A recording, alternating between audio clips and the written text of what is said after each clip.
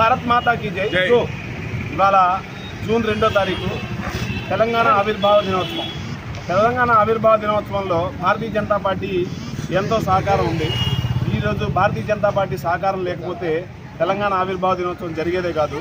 కానీ ఈ విషయం తెరపైన ఎవరో భారతీయ జనతా పార్టీ చేసే సంస్కరణలు, తెలంగాణలో భారతీయ జనతా పార్టీ ఇచ్చే పథకాలు అవన్నీ ఎక్కువ శాతం Bharatiya Janata party central party నుంచే ఉన్నాయి.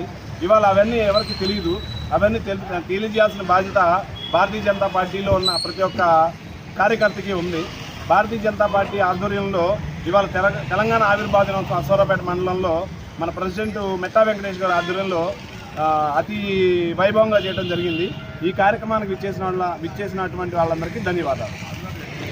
ఈరోజు తెలంగాణ ఆవిర్భావ సందర్భంగా బీజేపీ ఆధ్వర్యంలోని జెండా ఆవిష్కరణ, జాతీయ జెండా ఆవిష్కరణ చేయడం జరిగింది.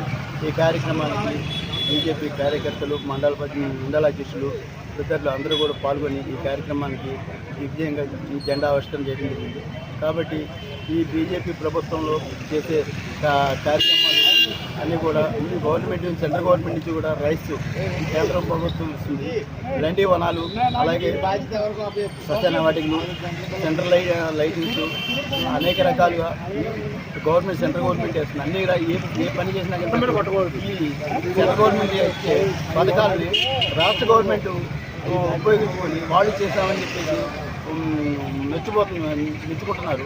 అవన్నీ కూడా సెంట్రల్ గవర్నమెంటే మనకి వస్తున్నాయి. ఈ సెంట్రల్ గవర్నమెంట్ వచ్చినవి కూడా ప్రజలకి మొన్నటిదాకా ఏమీ సరిగ్గా తెలిసేది కాదు. ఇప్పుడు ఒక్కొక్కటి గ్రాడ్యువల్గా ప్రజలకు కూడా బాగానే అర్థమవుతుంది. ఇవన్నీ కూడా ప్రభుత్వం, సెంట్రల్ గవర్నమెంట్ నుంచి వస్తున్నాయి కదా. ఇచ్చే ట్యాక్స్ కడుతూనే ఉన్నారు. ఇచ్చే ట్యాక్స్ సెంట్రల్ గవర్నమెంట్ తక్కువ, రాష్ట్ర గవర్నమెంట్కి ఇచ్చేది ఎక్కువ. అయినా కానీ ట్యాక్స్ తక్కువ అయితే మేము కట్టామా, మాకే కడుతున్నారని చెప్పేసి సంభాషణలు కూడా రాష్ట్ర అధికారులు తెలియపరుస్తున్నారు. అయినా కానీ అటువంటి విషయాల్లో కూడా సెంట్రల్ గవర్నమెంట్ ఇచ్చే ట్యాక్స్, కట్టే ట్యాక్స్కి ఇచ్చే డబ్బు దానికి ఇవాళ రైల్వే ఉంది. ఇన్ని రైల్వే స్టేషన్ ఓపెన్ చేశారు. మైనార్టీ ఇప్పుడు రిపేర్లింగ్ అని కొత్తగా ఉంది.